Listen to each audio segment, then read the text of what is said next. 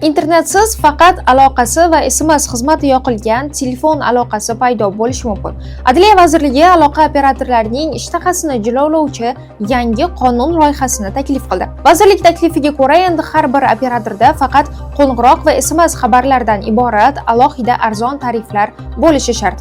Hozirda deyarli barcha tariflarga majburiy tarzda internet trafiki qo'shib sotilmoqda. Bu esa internet ishlatmaydigan keksalar, maktab o'quvchilari va oddiy tugmali telefon foydalanuvchilarini keraksiz xizmat uchun ortiqcha pul to'lashga majbur qilmoqda. Yana bir muhim o'zgarish, tariflarni narxiga qarab nomlash taqiqlanishi mumkin. Masalan, Omad 40 yoki Super 70 kabi nomlar iste'molchini chalg'itadi. Keyinchalik operator narxini oshirsa ham tarif nomi o'zgarmay qolaveradi. Yangi loyihaga ko'ra esa tarif nomi abonent to'lovi miqdorini yoki daqiqalar sonini bevosita ifoda etmasligi lozim. Bu iste'molchilarni aldovdan himoya qilishga xizmat qiladi. Keyingi paytlarda foydalanilmaydigan internet gigabaytlarini ko'paytirib, tariflarni uzluksiz oshirish aloqa kompaniyalarining asosiy uslubiga aylanib qolgan edi.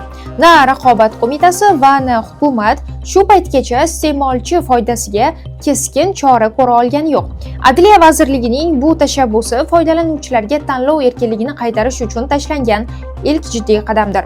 Biroq bu loyihaning kuchga kirishi oson kechmaydi, chunki ortida juda katta moliyaviy manfaatlar turibdi. Shuning uchun jamoatchilik va iste'molchilar bu taklifni faol qo'llab-quvvatlashi zarur. Odamlarga majburiy yuklamalar emas, halol xizmat kerak. Siz ham ishlatmaydigan internetingiz uchun oyma-oy pul to'lashdan charchadingizmi? Adliya vazirligining bu taklifini qo'llab-quvvatlaysizmi? Izohlarda fikringizni albatta yozib qoldiring va videoni yaqinlaringizga yuborib qo'ying.